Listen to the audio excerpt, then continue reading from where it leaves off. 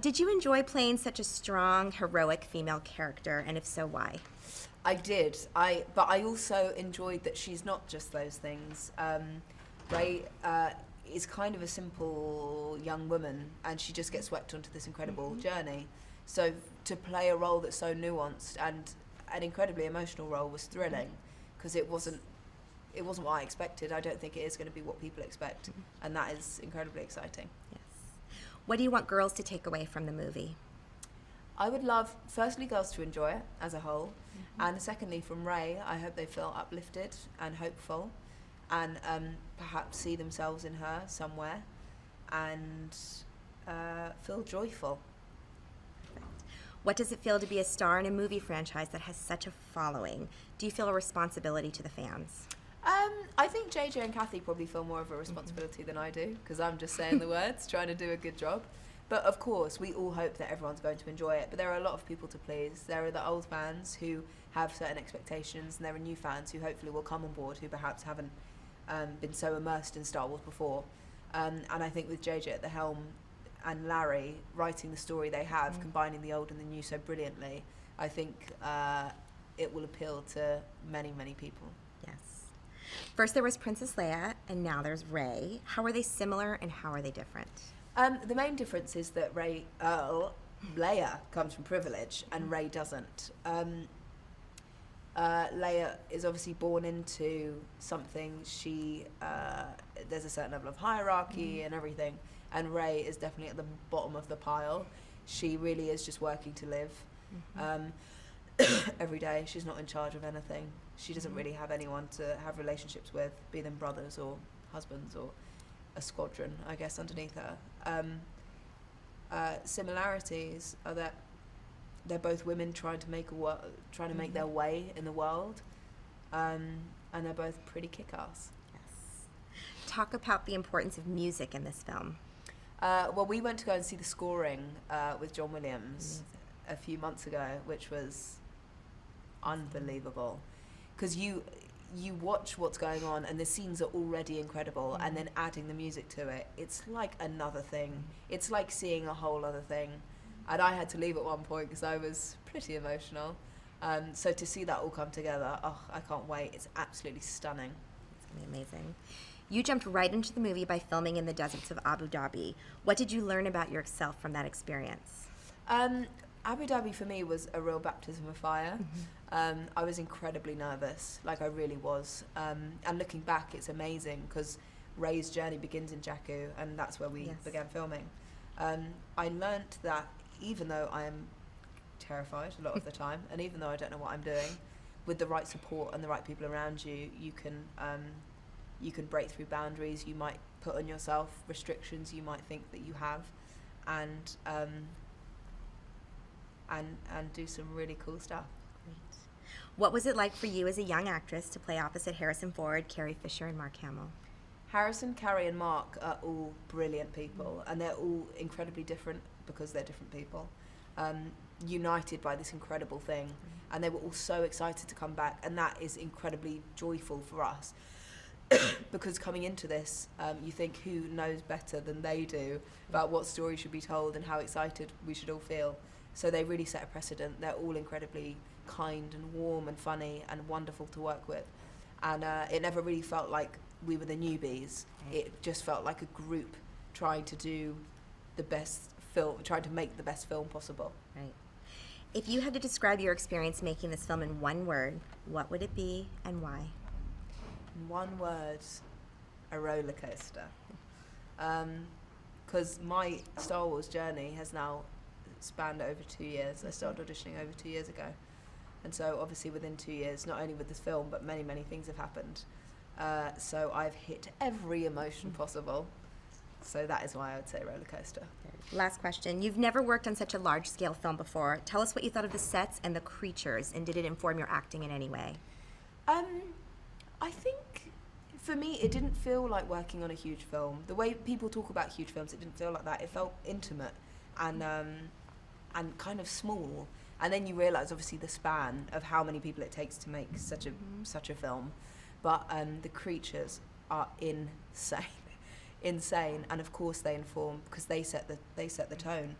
In the desert in particular, where we started, the creatures were there, already setting this tone of Star Wars. There's humanoids and creatures all working, aliens all kind of working side by side. I can't remember what the other part of the question was. Did it inform your acting in any way? Yeah, it really helped. JJ and Kathy wanted to really base everything in practical effects, and having creatures really there was nothing to imagine. They were just right there in front of you. So it was incredibly helpful. Yeah. Star Wars The Force Awakens opens in a couple weeks. How excited are you to bring this movie to fans? It's been a long time carrying this baby for all of us, and I think we are all ready to go into labor. So let's get this movie out. When did it hit you that you were actually directing this movie? Like, what was the moment? There were so many baby steps, so it's hard to figure out where, there wasn't one sort of threshold crossing. It was a lot of decisions and moments and stages along the way. But I guess the honest answer is when we were in Abu Dhabi and all the prep had come to this moment when the crew was all there, the cameras and the lights were all set up. Daisy Ridley was sitting down for her first take, and I thought, oh, here we are. We figured out what the set would look like, what her speeder would be like, what her hair design was going to be, how the wardrobe was going to look, where and when and how and what lens we were going to shoot this moment. And all the prep brought us to this moment where we're actually doing it. And I guess it was that first day of actually filming in 125-degree heat in the middle of this desert that really felt like we were making a movie.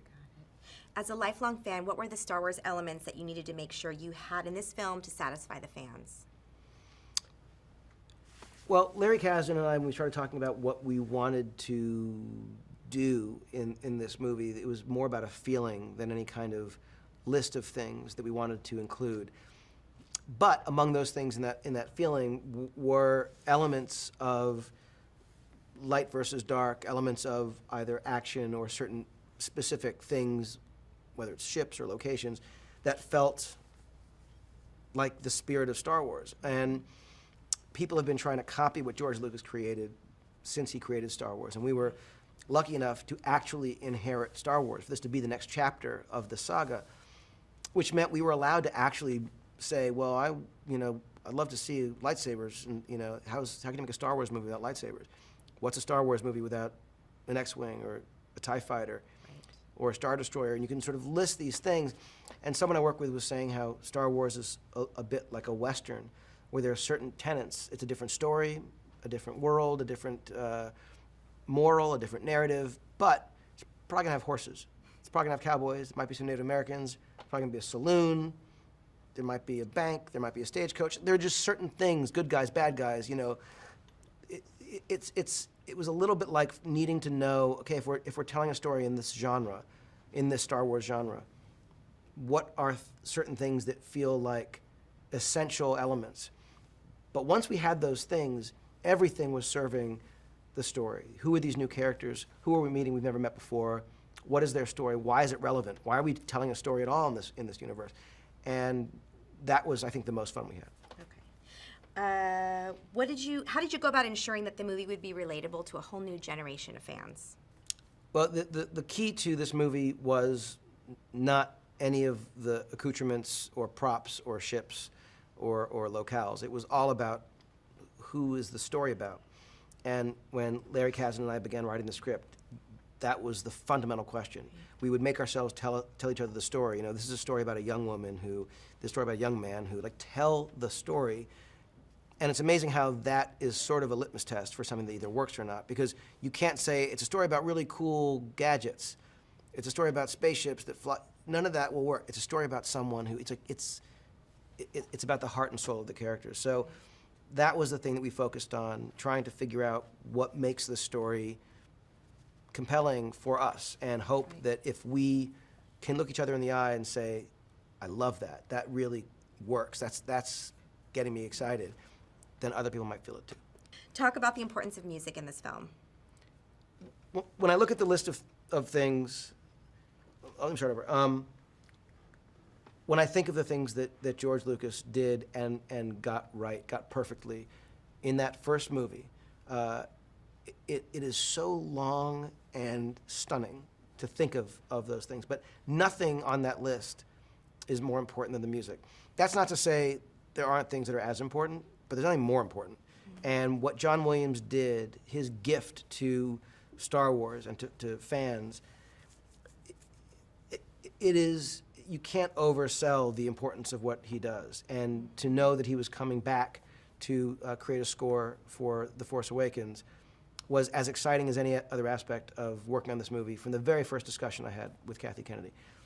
To be on the stage when John Williams conducted the main titles, which of course is familiar to everyone who knows Star Wars, that was incredible. But then to watch him conduct and hear the orchestra play so beautifully the end titles, the almost 8-minute long end titles, what was incredible about that was it starts the way it always starts, but then it dovetails into these themes, Rey's theme, the Resistance theme, Kylo Ren's theme, these incredible cues that we had become accustomed to over the months of doing post-production that were so beautiful and soaring and emotional and powerful and somehow perfectly integrated with the score and the music that we know, the Force theme, Leia's theme. He just, like no one else, is able to take what we know and do something brand new and somehow allow them to coexist. And I realized that's what we were trying to do all along.